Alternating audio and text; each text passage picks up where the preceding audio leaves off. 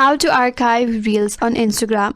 Hi everyone, this is Kate and welcome back to the channel, and on this video I will show you how you can archive reels on Instagram. So without further ado, let's get started. First of all, launch the Instagram application and make sure that you're logged into your account. Now to find your reel, tap on your profile icon at the bottom right corner.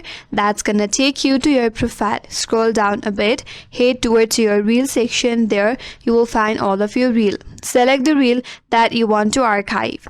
Once done, tap on the three dot icon at the bottom right corner on the reel. From these options here, tap on manage.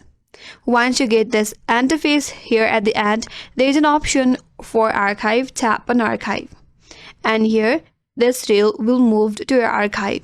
Tap on archive.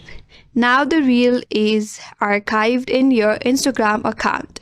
Then if you go to your archive section from your profile, you will find your reels under the archive on your account. So that's it. That's how you archive reels on Instagram, and that's all for today's video. Hope this video was helpful, and if you're new to our channel, do not forget to subscribe. Thank you for watching and stay tuned for more videos.